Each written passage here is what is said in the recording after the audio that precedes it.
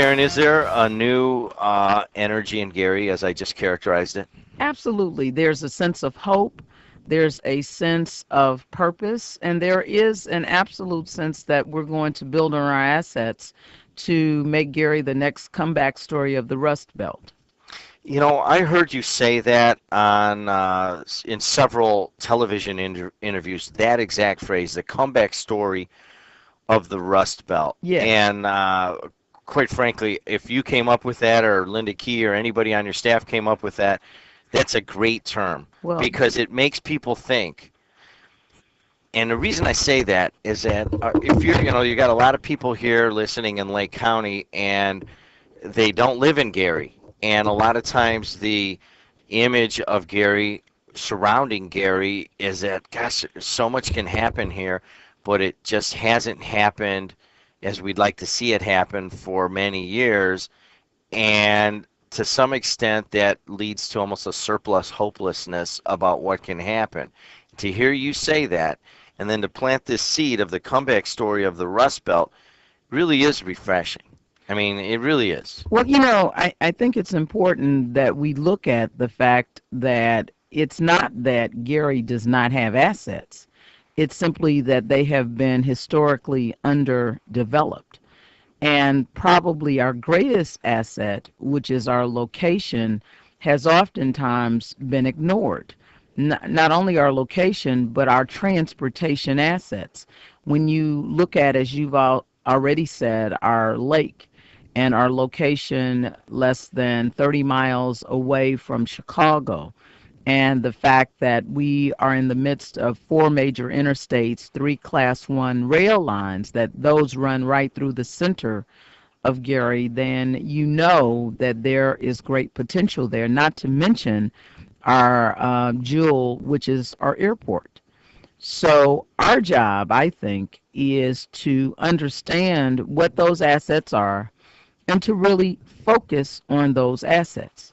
Sounds like a big job. Do you have the background for that? Tell people what your background is. Oh, certainly have the experience and the background for it. I graduated from the public schools, went to Gary Roosevelt, went to Harvard College and Harvard Law School. After graduating there, I almost say served some time in the prosecutor's office, but spent time in the prosecutor's office. In fact, Bernie Carter and I grew up as prosecutors together. I went down to Indianapolis as the director of the Indiana Civil Rights Commission during Evan Bayh's first term, and then returned home as the Gary City Court judge, following in the footsteps of Chuck Graddick. I then spent time as the Indiana Attorney General, fulfilling Jeff Modissette's unexpired term, and then went on to head a not-for-profit in Washington, D.C. And, that experience not only makes me a job vagabond, but it gives me experience at the local, state, and federal level, all of which will help me to help Gary because of the relationships that I've developed over the years, because of the contacts I have made, especially in Washington and Indianapolis, and because people understand me to be a professional with, innovative ideas. Talking to Karen Freeman Wilson. She is the new mayor of Gary. You say help Gary. You mentioned some of the challenges. In your mind, what are the top couple challenges facing Gary? Well, certainly we have to increase our assessed valuation. When we had a shift in the property tax assessment process that had an incidence that shifted the property taxes from the industrial tax base to our residential tax base, coupled with the fact that the economic downturn ultimately led to a reduction in our collection rate. That was sort of a 1-2 punch for us. And so with our collection rate down, with the shift to residential taxpayers, we have seen a reduction in revenue. in terms of the property tax revenue. So that's significant. Um, What is the major impacts of that reduction in revenue? I mean, there's less money for city government. I mean, you Well, know, I mean, we've cut significantly, actually, and this is something that I think is the hallmark of the Clay administration. He went in and made some tough decisions about furlough days, about really reducing government and reducing services. And no one ever likes to do that.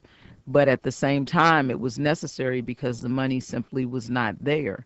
We are going to continue to look at opportunities to save money, to reduce costs. But even the State Board of Accounts has said recently that Gary can't cut its way out of what many understand to be a structural deficit. So we have to raise our revenue. We have to bring residents to the city. We have to help our businesses that currently exist in the city grow. And in addition to that, we have to bring new businesses. We were very encouraged and we're very excited about the expansion of CN at the Kirkyard.